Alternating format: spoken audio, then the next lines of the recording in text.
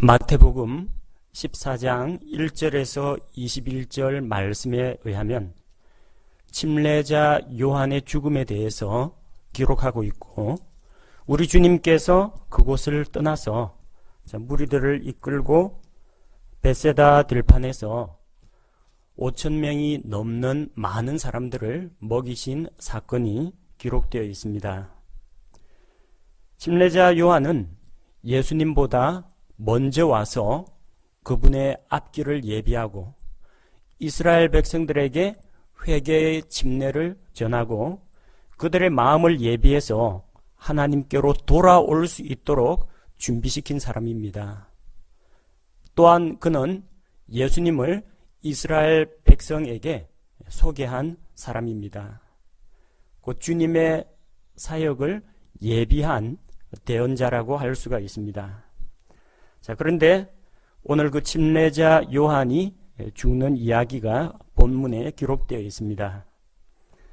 1절 말씀해 보니까 사분영주 헤롯이 예수님의 명성을 듣고, 사분영주라는 것은 땅을 내수로 나누어서 그 중에 한 지역을 나누어 맡은 영주라는 뜻입니다. 개역 성경에는 분봉왕이라고 기록이 되어 있죠. 이 헤롯은 예수님 탄생 시에 유다를 다스리고 있던 대헤롯이 아닙니다. 헤롯 대왕이 아니고 헤롯 안티파스, 헤롯 안디바를 이야기합니다. 그 헤롯이 예수님의 명성을 듣고 크게 두려워했습니다. 어떤 일이 있었기 때문에 그가 예수님을 두려워했을까요? 2절 말씀을 보니까 그가 자기 신하들에게 이야기합니다. 이 사람은 침례자 요한이라. 그가 죽은 자들로부터 일어났도다. 그러므로 능력 있는 일들이 그에게서 나타나는도다. 이렇게 말했습니다. 침례자 요한이 죽은 자 가운데서 다시 살아났다고 생각했습니다. 자, 오해 없이 들으셔야 됩니다. 그 당시 사람들은, 성경시대, 신약 성경시대의 사람들은 윤회나 환생 같은 것을 믿지 않았습니다. 침례자 요한과 예수님의 나이 차이는 단지 6개월 차이입니다. 침례자 요한은 예수님보다 6개월 먼저 태어났습니다. 그리고 동일한 시대에 사역을 했습니다. 침례자 요한이 먼저 회개의 침례와 왕국의 복음을 선포했고, 또한 예수님께서 침례 받으신 이후에 공적 사역을 시작하면서 예수님께서 하늘의 왕국에 대해서 말씀하셨습니다. 자, 예수님이 현재 살아있는 상태에서 침례자 요한이 죽었거든요. 그러면은 이 죽은 침례자 요한이 윤회나 환생이 있다고 하면 어디선가 태어나야 될 텐데, 이미 살아있는 예수님이 요한의 환생일 리는 없다라는 겁니다. 시기적으로도 말이 되지 않고, 윤회나 환생은 성경적인 개념이 아닙니다. 그건 힌두교나 불교에서 나온 개념이고, 성경에서는 한 번 죽는 것은 사람들에게 정하여진 것이고, 그 다음에는 심판이 있다고 했습니다. 죽고 나서 다른 생명체나 다음 인생을 살 수는 없습니다. 자, 그런데 왜 헤롯이 침례자 요한이 다시 살아났다, 그렇게 이야기했느냐면, 요한의 권능이 예수님을 통해서 나타났다라고 믿었기 때문입니다. 침례자 요한 그 자체가 예수님으로 태어났다, 그런 의미는 아닙니다. 이건 구약 성경을 보면 조금 더 명확해집니다. 열왕기하 2장 15절, 열왕기하 2장 15절에 보니까 엘리야와 엘리사가 있습니다. 엘리야가 하늘로 들려 올라가기 전에 엘리사에게 무엇이든지 구하고 싶은 것이 있으면, 요구할 것이 있으면 구하라고 했습니다. 엘리사가 무엇을 구했습니까? 당신의 영의 두 몫이 내게 있기를 원합니다. 그는 엘리야가 행하던 영적인 권능을 2배나 많이 행하기를 원했습니다. 그래서 구약 성경 열왕기를 보면 엘리야보다도 더 많은 기적과 능력을 베푼 사람이 엘리사라는 겁니다. 자, 그래서 엘리야는 하늘로 올리워가고 엘리사는 엘리야의 겉옷을 취해서 자기 스승이 하던 대로 요르단 강물을 때리니까 요르단 강물이 이리저리 갈라지면서 그 사이로 건넜습니다. 대언자 학교에 있는 대언자 생도들이 그 광경을 보고 뭐라고 했습니까? 엘리야의 영이 엘리사 위에 거한다. 이 개념입니다. 사람은 영과 혼과 몸으로 되어 있습니다. 엘리야의 혼은 엘리야의 인격 그 자체입니다. 절대로 다른 사람에게 전이되거나 양보되거나 할 수가 없습니다. 엘리야의 몸은 살아있는 이 육체입니다. 일반 사람들은 몸이 땅에 묻혀서 썩어서 흙으로 돌아갑니다. 엘리야는 살아있는 그대로 하늘로 올리워 갔습니다. 무엇이 엘리사에게 임했다고 했습니까? 혼이 아닙니다. 인격체 그 자체 혼이 아니고 몸도 아닙니다. 엘리야의 영이 하나님과 교제하고 영적인 것들을 판단하고 분별하고 영적인 것들을 주고받는 그 영이 그 위에 임했다라고 말했습니다. 누가복음 1장 17절에 침례자 요한에 대해서 뭐라고 말합니까?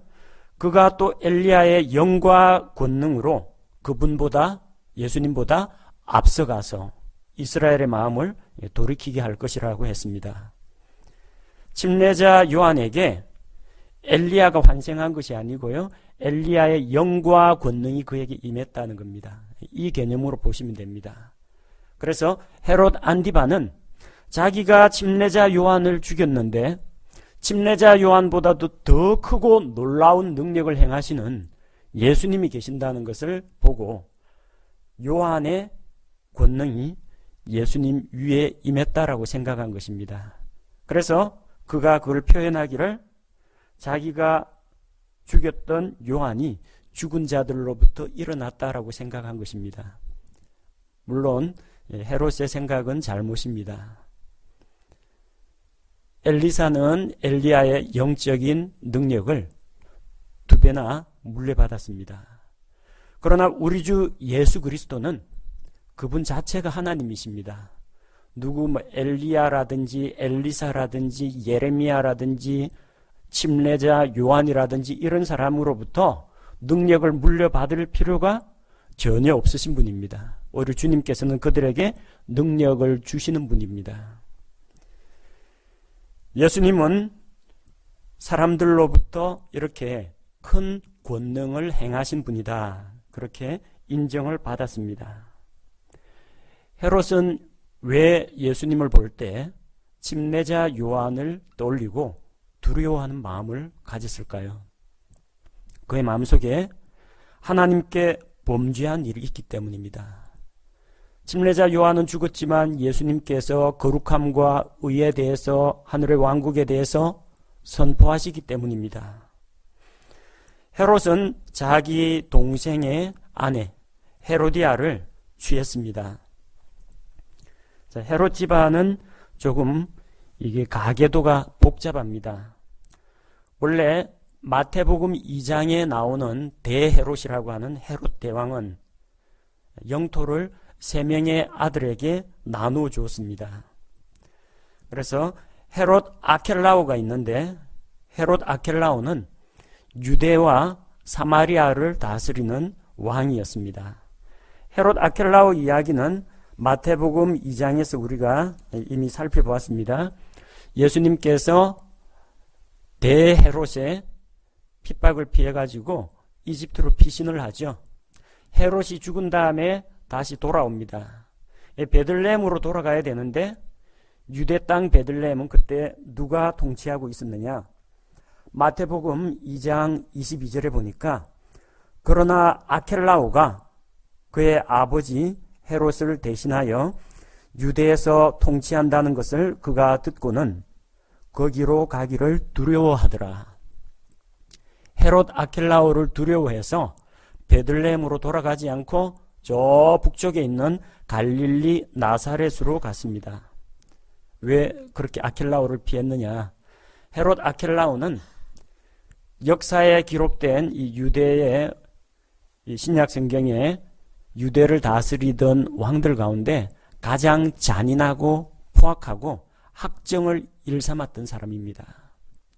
자기 반대자들에 대해서는 가차없이 숙청을 했고 또 무고한 시민들을 많이 죽여서 예루살렘 시내에 피가 강처럼 흐를 정도로 무시무시한 폭력 정치를 행한 사람이 헤롯 아켈라오입니다.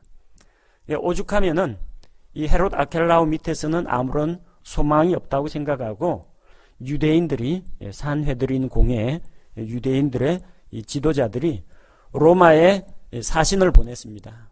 다른 건 다 하겠는데 이 헤롯 아켈라오 밑에서만은 제발 살고 싶지가 않다. 제발 이 위정자 좀 갈아달라고 건의를 올렸습니다.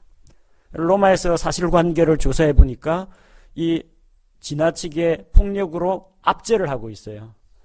이대로 두다가는 유대인들이 집단으로 반발을 해서 밀란을 일으킬 가능성이 있다. 그렇게 판단하고 헤롯 아켈라오를 축출했습니다. 유배 보냈어요.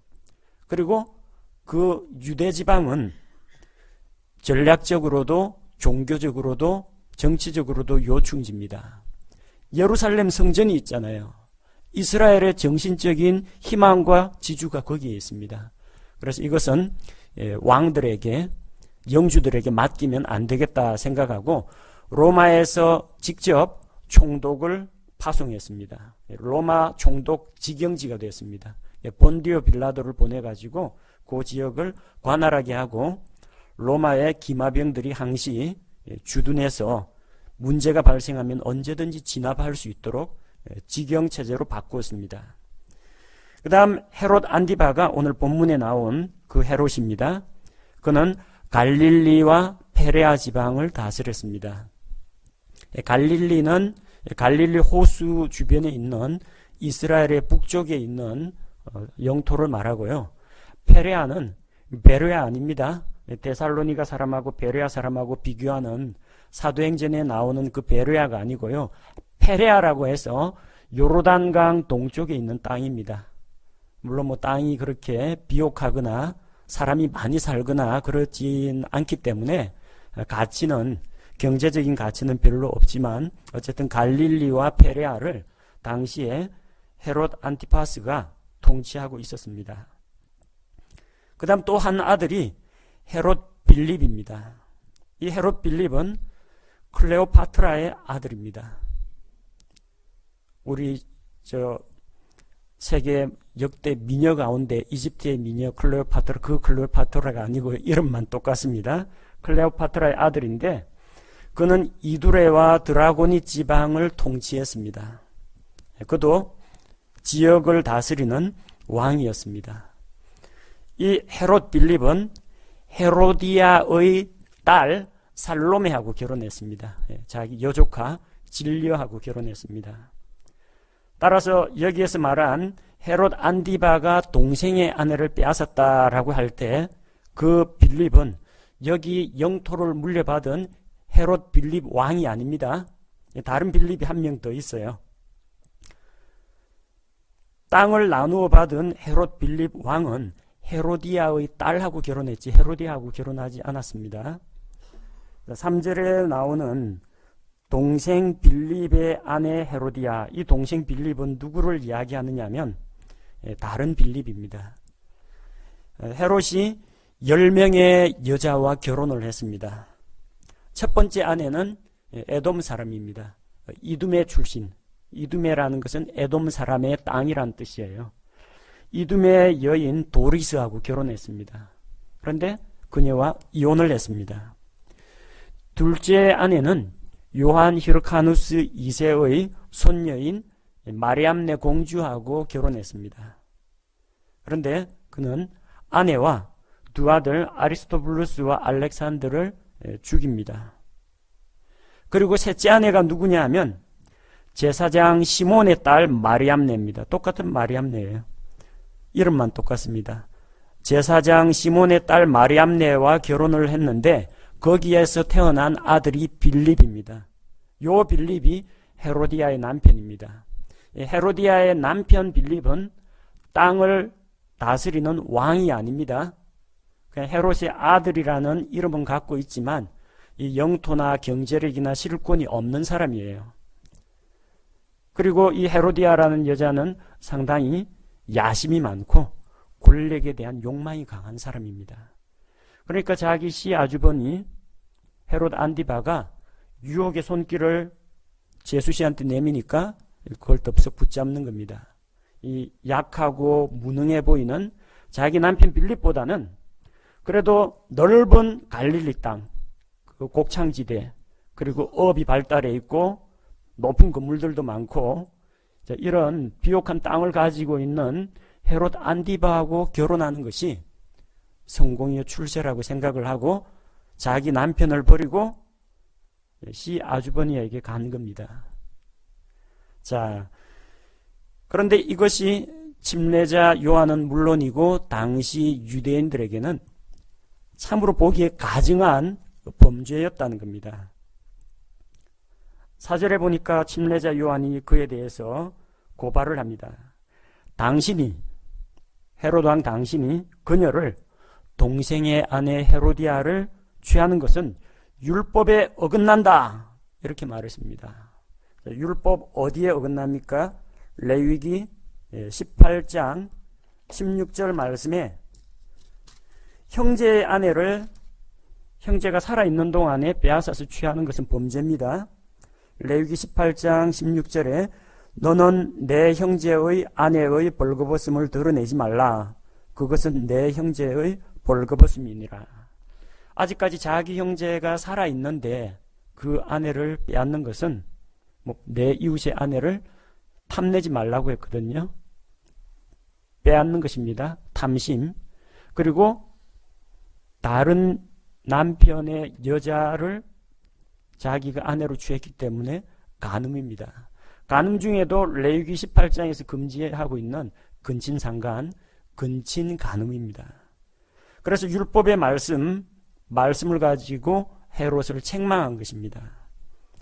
틀린 말 아니거든요. 맞는 말입니다.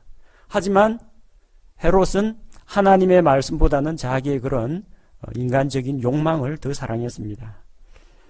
자, 그래서 이 다니면서 죄에 대해서, 의에 대해서 책망하고 선포하는 대언자 요한을, 침례자 요한을 죽였으면 좋겠는데 죽일 수가 없어요. 5절에 보니까 헤롯이 그를 죽이려 하되 무엇을 두려워합니까? 무리가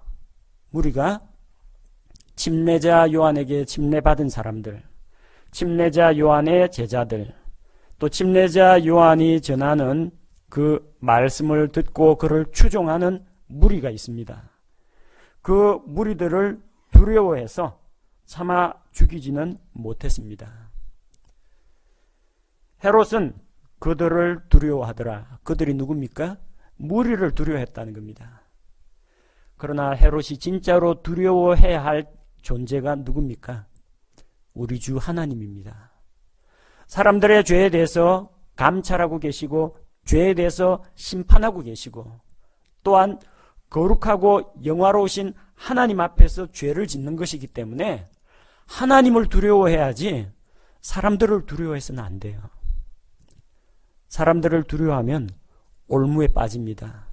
그러나 주를 신뢰하는 자는 안전하게 거하게 됩니다. 헤롯은 사람을 두려워함으로 침례자 요한을 죽이지 못합니다. 그러나 얼마 지나지 않아서 사람을 두려워해서 침례자 요한을 죽이게 됩니다. 이 무슨 모순된 상황인지 한번 보시기 바랍니다. 하루는 어떤 일이 있었느냐?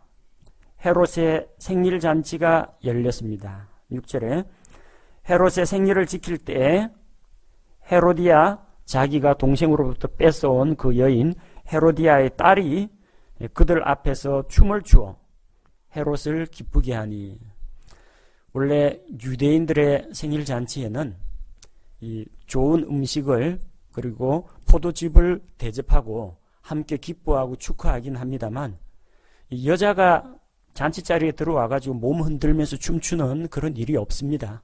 이 어디 풍습이냐면요, 그리스하고 로마 풍습입니다. 그리스 로마에 그런 쾌락적이고 향락적인 풍습이 여기에 들어왔다는 겁니다. 그것도 이 어린 소녀가 아마도 남자들 홀딱 반하게 할 만큼 노출이 심한 옷과 자극적인 그런 몸매로 요사스러운 춤을 추었던 모양입니다. 남자들이 다 좋다고 박수치고 헤롯도 기분이 흐뭇해져 가지고 해서는 안 되는 그런 약속을 하고 말았습니다. 그래서 헤롯의 마음이 기쁘고 즐거워서 맹세를 했습니다. 이 맹세는 함부로 하면 안 됩니다. 맹세의 말을 내기는 쉽지만 만약 지키지 못하게 되면 그 맹세로 인해서 자기가 속박을 당하기 때문입니다. 무엇을 맹세했습니까? 맹세한 내용은 그녀가 무엇을 구하든지 그녀에게 주겠다고 했습니다. 무엇이든지 구해라.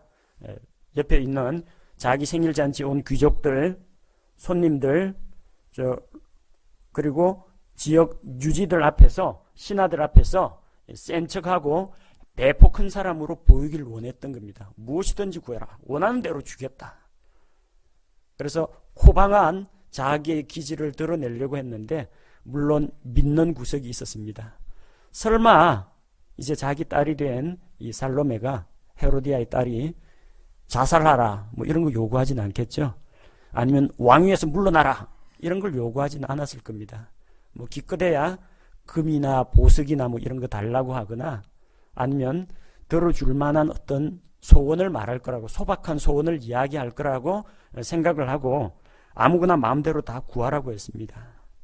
자, 그런데 그녀가 무엇을 구했습니까? 다른 복음서에 보면은 무엇을 구할까요? 하고 자기 어머니하고 상의하는 대목이 나옵니다. 그녀가 자기 어머니에게 지시를 받아서 침례자 요한의 머리를 쟁반에 담아 여기서 내게 주소서 합니다. 여자가 낳은 사람 가운데 침례자 요한보다 더 큰 이가 없습니다. 대언자들이 많이 있었지만 주님의 앞길을 직접적으로 예비하는 침례자 요한만큼 큰 일을 한 대언자가 없어요. 그런데 그 대언자의 목숨값이 뭐하고 똑같아요? 계집아의 춤값밖에 안 된다는 이야기예요. 헤롯이 그 이야기를 듣고 썸짓했을 겁니다. 자기는 침례자 요한이 입바른 말하고 자기 죄에 대해서 지적하는 거 듣기 싫어가지고 풀어놓으면 다니면서 이야기할 테니까 감옥에 가두었는데 차마 죽일 수는 없었어요. 사람들 때문에, 무리를 두려워했기 때문에. 자, 그런데 무엇이든지 주겠다라고 했는데 침례자 요한의 머리를 쟁반에 담아서 달라고 합니다. 안 그래도 죽이고 싶었는데 옳거니 잘 됐다. 명분이 생겼다. 그래서 흔쾌히 승낙을 한 건 아닙니다. 9절에 보니까 왕이 근심했다고 합니다. 근심했다고 합니다. 죽일까 말까 고민인 겁니다. 그러나 결정은 내려야 했습니다. 근심했지만 그럼에도 불구하고 맹세한 것과 자기 맹세에 속박된 거죠. 자기와 함께 음식 앞에 앉은 자들로 인하여 머리를 그녀에게 주라고 명령했습니다. 대언자의 목을 어떻게 베겠느냐? 그런 거 말고 다른 거 좀 구해라. 이렇게 말할 수 있어야 합니다. 그러나 자기는 모인 손님들, 하객들 앞에서 당당하게 무엇이든지 원하는 대로 구하라. 주겠다고 약속을 했습니다. 그러니까 이제는 누가 두려운 거예요? 자기 말을 들었던 요 주변에 앉아 있는 자들이 두려운 겁니다. 처음에는 침례자 요한을 죽이려고 했지만 무리들을 두려워해서 죽이지를 못했습니다. 그러나 이제 자기 주변에 앉아 있는 생일 축하하러 온 손님들, 요 무리들을 두려워해서 침례자 요한을 죽일 수밖에 없었다는 겁니다. 사람을 두려워해서 침례자 요한을 죽이지 못했지만 사람을 두려워해서 침례자 요한을 죽이게 되는 이런 모순적인 상황이 일어납니다. 사람을 두려워하면 바로 이처럼 함정에 빠질 수밖에 없다는 겁니다. 헤로디아의 딸 살로메가 그렇게 어린아이, 유초등 학생은 아닙니다. 그렇다고 성인 여자도 아닙니다. 성경에서는 11절에 그 소녀에게 주니, 소녀입니다. 한 10대 남짓 됐을 겁니다. 그 정도면 죽음이 무엇인지, 피가 무엇인지, 생명이 무엇인지 능히 분별력이 있습니다. 그런데 우리는 놀라지 않을 수가 없습니다. 그녀가 뭐라고 이야기합니까? 침례자 요한의 머리를 쟁반에 담아 여기서, 어디요? 생일잔치 자리에서 여기서 내게 주소서. 너무나 당당하게 이야기합니다. 사람 죽는 것을 아무렇게도 생각지 않는 겁니다. 불쌍하다거나 무섭다거나 전혀 생각지 않습니다. 헤롯은 사람을 두려워하여 감옥에서 요한의 목을 베게 했습니다. 요한의 목을 베어서 죽였습니다. 생일날이면 보통 특사해가지고 특별 사면 사람을 풀어줍니다.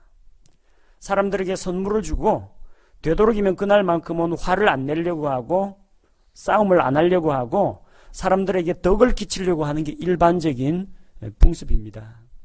그러나 이교도들의 풍습은 이와는 다르다는 겁니다. 생일잔치 지킨 사람이 구약에 한 명, 신약에 한 명 나옵니다. 구약 성경에는 파라오가 자기 생일날 요셉과 함께 옥에 갇혀 있던 두 신하들, 한 사람은 빵 굽는 자들의 우두머리 관원장, 한 사람은 잔 맡은 자 관원장입니다. 그 가운데 잔 맡은 자는 복직, 그리고 둘 중에 한 사람 빵 굽는 이 신하는 나무에 매달아 죽였습니다.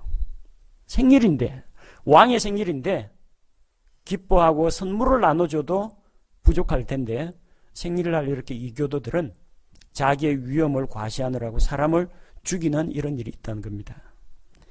신약 성경에 생일잔치 치른 사람이 있습니다. 본문에 나오는 헤롯입니다. 생일날 사람을 죽였습니다. 구약 성경 창세기에 나오는 그 빵 굽는 그 관원장은 파라오에게 실수하거나 잘못한 게 있어가지고 갇혀 있다가 죽임을 당했다고 할 수 있습니다. 그러나 지금 본문에 있는 침례자 요한은 무슨 죄가 있어가지고 잡혀가지고 죽임 당한 게 아니고 헤롯의 죄에 대해서 책망하는 대언자입니다. 그 대언자를 죽였다는 겁니다. 그리고 죽여서 그 머리를 쟁반에 담아서 그 소녀에게 주었습니다. 침례자 요한의 머리카락 붙잡고 피가 뚝뚝 떨어지는 그 목을 들고 와서 쟁반에 척 얹어주니까 그 소녀가 눈 뜨고 있을 거 아닙니까? 쟁반에 피가 홍건히 고여있는데 전혀 구역질 나거나 무섭다거나 안타깝다거나 생각 없이 태연하게 쟁반에다가 침례자 요한의 머리를 들고 가서 자기 엄마한테 가지고 갑니다. 여러분, 이게 있을 법한 이야기입니까? 이게 10대 소녀가 할 수 있는 일입니까? 어쩜 이런 일이 있을 수 있습니까? 그게 가능한 이유는 이 배후에는 어둠의 세력이 역사하고 있기 때문입니다. 이 헤롯과 헤로디아와 살로메에는 어둠의 세력이 역사하고 있는 것입니다. 어떻게 10대 소녀가 대언자 요한의 목을 잘라서 달라고 하고 아무렇지도 않게 그걸 쟁반에 담아서 들고 갈 수가 있어요. 헤롯은 자기가 지은 죄에 대해서 책망하는 요한이 미웠습니다. 헤로디아는 자기를 시 아주버니와 간통을 한 음란한 여인으로 책망하는 그 요한이 죽이고 싶었습니다. 살로메는 자기 엄마의 말을 따라서 그대로 청구하고 태연하게 요한의 목을 가지고 갔습니다.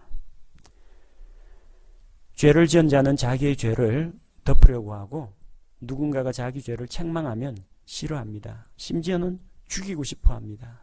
바로 그런 사람들의 사악한 마음을 틈타 가지고 악한 영적인 세력들이 배후에서 이런 것들을 조장하고 있는 것입니다.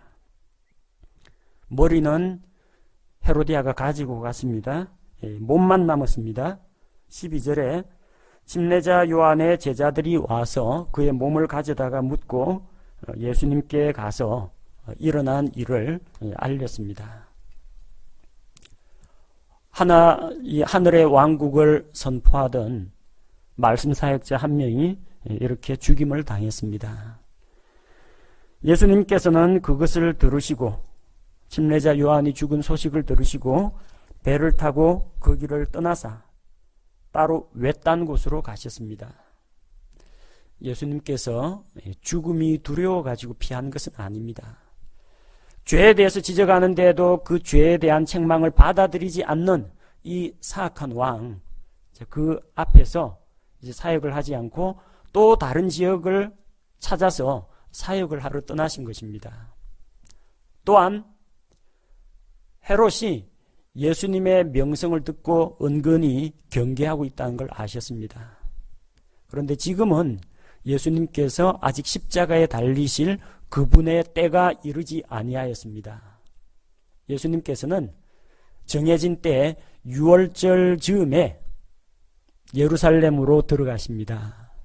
그리고 6월절 어린 양으로서 죽임을 당하십니다. 지금 잡히면 안 돼요. 예수님께서는 자기가 나아가야 할 때, 머물러야 할 때를 아셨습니다. 그래서 잠시 자리를 피하셨습니다. 예수님께서 외딴 곳으로 갔지만 많은 사람들이 예수님에 대한 이야기를 듣고 도시에서 나와서 걸어서 그분을 따라갔습니다. 예수님께서는 14절에서 큰 무리를 보시고 그들을 불쌍히 여기는 마음을 가지셨습니다. 그래서 그들 가운데 병든 자들을 고쳐주셨습니다. 사람들을 불러 모으기 위해서가 아닙니다. 그들을 안타깝고 불쌍하게 여기셨기 때문입니다. 예수님의 사역은 사람들에 대한 긍휼히 여기는 마음, 사람들을 사랑하는 그 마음에서 비롯된다는 것을 알 수가 있습니다. 또한 그들의 영적인 갈증을 해소시켜 주기 위해서 하나님의 말씀을 그들에게 들려주셨습니다. 뿐만이 아닙니다. 그들의 이 배고픔을 해결해 주기 위해서 먹을 것도 주고자 하셨습니다. 15절에 저녁이 되었습니다. 예수님의 제자들이 그분께 나와왔습니다. 주님, 이곳은 외딴 곳입니다. 마을이나 시장과는 거리가 멀리 떨어져 있습니다. 그리고 지금 때도 이제 지났습니다. 밥 먹을 때가 지났다는 겁니다. 그러니까 더 어두워지고 더 늦기 전에 무리를 보내어서 마을로 들어가서 스스로 양식을 사 먹게 하소서. 제자들은 이 수많은 사람들, 정확히 몇 명인지는 기록되어 있지 않습니다. 여자와 아이 제외하고 장정만 5,000명입니다. 뭐 다 합치면 10,000명, 20,000명이 될 수도 있습니다. 그 많은 사람들을 어떻게 감당할 수 없으니까 자기 먹을 것은 자기가 해결하기로 하자. 말로 돌려보내라고 했습니다. 그러나 예수님께서는 제자들에게 말씀하십니다. 그들이 떠날 필요가 없다. 너희가 그들에게 주어 먹게 하라 말씀하셨습니다. 너희가 그들에게 주어 먹게 하라고 했습니다. 제자들은 이 말씀을 듣고 상당히 마음속에 부담이 되었습니다. 자기들에게는 이 많은 무리를 먹일 만한 재간이 없었기 때문입니다. 자기들 손에 있는 것이라고는 보리빵 5개하고 물고기 2마리밖에 없습니다. 이걸 가지고 어떻게 이 많은 사람을 먹일 수가 있느냐 염려했습니다. 그래서 솔직하게 자기들의 지금 처한 상황을 이야기합니다. 17절에 여기 우리에게는 단지 빵 5개와 물고기 2마리만 있나이다. 주님 앞에 이런 고백해 보신 적이 있습니까? 주님께서 우리에게 뭔가 사명을 맡기실 때, 섬김의 일을 맡기실 때, 사역을 맡기실 때 주님, 저는 단지 뭐뭐에 불과합니다. 주님, 제 손에는 단지 뭐뭐밖에 없습니다. 이거 갖고는 도저히 안 됩니다. 넉넉하지가 못합니다. 제자들 심정이 바로 그렇습니다. 제자들이 보기에는 자기 손에 있는 것이 너무나 작고 부족하다는 이야기입니다. 그래서 그걸 볼 때 할 수 없다라는 생각이 들었습니다. 그들은 자기의 손을 보았습니다. 예수님이 나에게 큰 걸 요구하는데 난 큰 건 없고 조금밖에 없다. 그러니까 쓰임받지 못할 것이다. 그렇게 생각한 겁니다. 그러나 우리 손을 볼 때는 너무나 작고 부족합니다. 이 손을 보지 말고 하나님의 크신 손을 봐야 됩니다. 바라봐야 됩니다. 소망해야 됩니다. 그분의 손이 베풀어 주시는 것을 기대해야 합니다. 예수님께서는 제자들이 능력이 없다는 거 이미 다 알고 계십니다. 그래서 18절에 그것들을 이리로 내게 가져오라고 하십니다. 이리로 내게 가져오라. 예수님은 2만 명분의 빵을 갖고 오라고 하지 않았습니다. 그것을 너희 손에 있는 것을 가져오라고 했습니다. 없는 거 요구하지 않습니다. 우리에게 있는 것을 요구하십니다. 모세에게 하나님 말씀하셨죠. 내 손에 있는 게 무엇이냐? 막대기입니다. 다윗에게 내 손에 있는 게 무엇이냐? 제 손에 있는 건 조약돌 5개입니다. 무림매하고 조약돌 이것밖에 없습니다. 삼갈에게 묻습니다. 내 손에 있는 것이 무엇이냐? 소 모는 데 쓰는 가시채 장대 하나밖에 없습니다. 그것밖에 없습니다. 그러나 그게 하나님 앞에 드려질 때, 하나님 앞에 바쳐질 때 놀라운 능력을 발휘하게 됩니다. 보리빵 5개, 물고기 2마리 밖에 안 되는 것인데 내게 가져오라. 주님께 가져왔을 때, 주님의 손에 들렸을 때 크게 사용된 것을 볼 수가 있습니다. 주님께서는 무리에게 명령하사 잔디에 앉게 하시고 빵 5개와 물고기 2마리를 취하시고 하늘을 우러러보시며 축복하시고 빵들을 떼어 자기 제자들에게 나눠주셨습니다. 제자들이 무리에게 주니 예수님 말씀대로 이루어졌습니다. 너희가 주어 먹게 하라고 했습니다. 너희가 그들에게 주어 먹게 하라고 했습니다. 제자들이 하는 것은 주는 것입니다. 빵을 마련해 오는 것이 아니고 빵을 주는 것입니다. 빵은 누가 마련합니까? 예수님께서 마련하십니다. 제자들은 주는 일만 하면 됩니다. 능력의 예수님의 손으로부터 끊임없이 쏟아져 나오는 빵을 받아서 그들은 제자들이 무리에게 주니 이 말씀에 순종했습니다. 너희가 주어 먹게 하라. 주님, 제게는 없습니다. 그러나 주님의 손으로부터 받아서 주는 것은 할 수 있습니다. 우리 역시 마찬가지입니다. 하나님이 나에게 어떤 일을 맡기시고 순종을 요구할 때 내 손과 내 힘과 내 능력을 보고 주님, 이것밖에 안 됩니다. 전 도저히 이거 할 수 없습니다. 이렇게 하지 말고 나는 할 수 없으나 하나님의 능력이면 하나님의 손 안에 있는 그 자원과 능력이면 저는 그것을 받아서 무리에게 전달해 주는 것은 할 수 있습니다. 그렇게 고백해야 합니다. 우리가 구원받지 못한 한 사람을 새 사람으로 신자로 바꿔놓을 수는 없습니다. 우리에겐 그런 능력이 없어요. 그 능력은 어디에 있습니까? 하나님의 말씀에 있습니다. 내가 할 수 있는 것은 무엇입니까? 말씀을 주어 그가 듣게 하는 것입니다. 거기까지가 내 역할입니다. 사람을 변화시키는 능력은 그 말씀으로부터 하나님으로부터 나오는 것입니다. 감당하기 힘든 직책들을 맡았다. 부담스러워할 것 없습니다. 우리의 능력이 아니라 하나님의 손으로부터 능력이 나오고 지혜가 나오고 자원이 나옵니다. 우리는 그걸 받아서 무리에게 주어 먹게 하는 이런 일에 부르심을 받았다는 것입니다. 제자들이 주님의 말씀에 순종하여 무리에게 나눠주는 일을 했습니다. 그들이 다 배불리 먹었습니다. 그리고 남은 조각을 12바구니에 가득 채웠습니다. 그들이 먹었던 빵과 물고기는 비유나 상징이 아니라 진짜 빵과 물고기입니다. 이게 만약 풍성한 말씀의 잔치였다 그러면은 부스러기가 나오지 않습니다. 누가 베어 먹고 남은 조각도 있고 쪽에다가 떨어진 빵 조각도 있습니다. 이 물리적인 조각이 남았다는 것은 뭘 말합니까? 이게 진짜 빵이라는 이야기입니다. 보리로 만든 진짜 빵이에요. 그리고 주님의 능력으로 주님께서는 얼마든지 이 빵을 만드실 수 있지만 만드신 그 음식이 남았을 때 하나도 버리지 않게 하셨습니다. 낭비하지 않게 하셨습니다. 하늘나라 자원 창고가 무궁무진하고 하나님이 우리에게 은혜로 주셨다고 할지라도 우리는 그것을 지혜롭게 사용해야 합니다. 교회 재정 투명하게 그리고 알뜰하게 관리해야 합니다. 우리 집에 가정에 남편이 월급 받아오면 그것도 규모 있게 절약하면서 사용해야 합니다. 함부로 낭비하는 것이 아니라 주님께서 본을 보여주셨습니다. 다 모아라. 모으니까 12바구니가 되었습니다.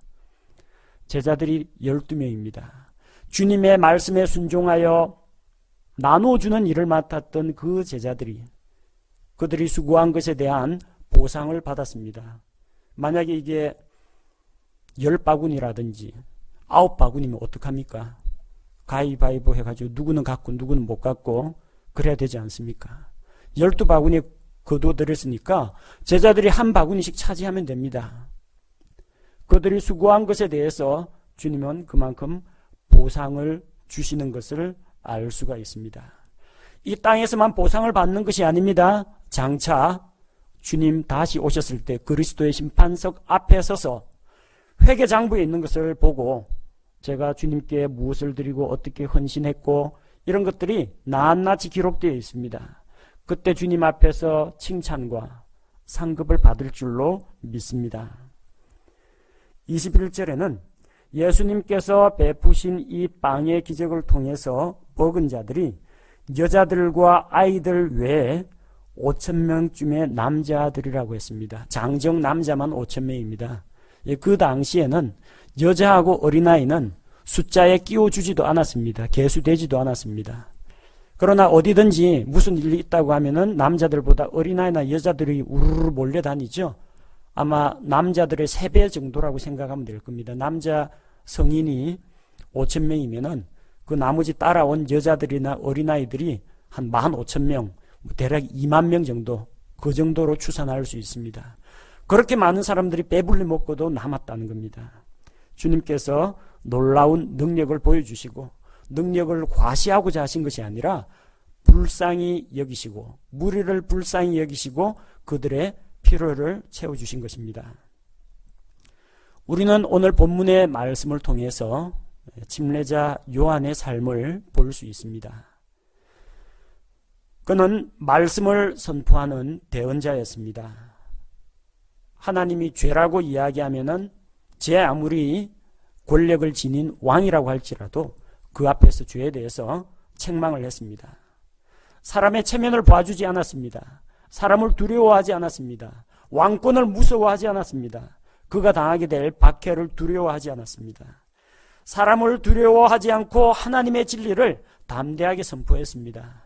그리고 살아있는 동안 주님의 앞길을 예비하고 하늘의 왕국을 선포하는 사역자로 살았습니다. 그가 행한 일들로 인해서 그의 제자들은 나중에 침례자 요한의 회개의 침례를 받아들인 그 사람들은 예수님 또한 받아들였습니다. 사람들을 주님 앞에 돌아오도록 예수님께로 소개하는 신랑의 친구 같은 역할을 맡았습니다. 하지만 그의 마지막은 감옥에서 목베어 죽임을 당했습니다. 참수형을 당했습니다. 이렇게 안타깝게 그의 생명이 끝났지만 그러나 하나님께서는 그를 기억하고 계시고 믿음의 신자들 대열에 그를 합류시켰고 또한 그에게 그가 수고한 바에 따라서 상급으로 갚아주실 것입니다. 사람을 두려워하던 헤롯은 함정에 빠졌습니다. 올무에 걸렸습니다. 그래서 죽이지 말아야 할 사람을 죽이고 말았습니다. 죄에 대해 찔림을 받았을 때 즉시 돌이키고 대언자의 말을 들어야 했지만 그는 자기 욕심을 앞세워서 자기를 비난하는 책망하는 요한을 옥에 가두었습니다. 그리고 마침내는 그를 죽이는 그런 일을 저질렀습니다. 사람을 두려워하는 자는 그렇게 올무에 빠졌지만 사람을 두려워하지 않고 담대히 말씀을 선포한 침례자 요한은 주님을 위한 순교자가 된 것입니다. 우리 주님께서는 사람의 모든 필요를 채워주십니다. 그들의 영적인 필요를 위해서 말씀을 전해주셨습니다. 또한 그들 중에 병든 자가 있으면 병든 자를 불쌍히 여기시고 고쳐주셨습니다. 배고픈 무리들에게는 빵을 나눠주어 먹여주셨습니다. 그리고 주님께서는 이러한 주님의 사역에 우리를 불러주신다는 겁니다. 우리에게는 사람을 변화시키는 능력이 없지만 사람을 변화시키는 능력이 있는 말씀을 우리에게 맡기셨습니다. 우리는 주께로부터 받은 말씀을 무리에게 나누어 주어 먹게 하는 일은 할 수가 있습니다. 우리 손에는 풍부한 자원과 능력은 없습니다. 그것은 주님께 있습니다.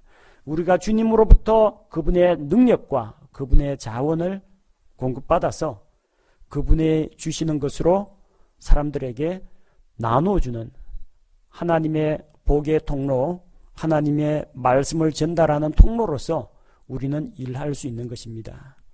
주님의 것을 가지고 일했을 뿐 우리는 아무것도 내세울 만한 것이 없습니다.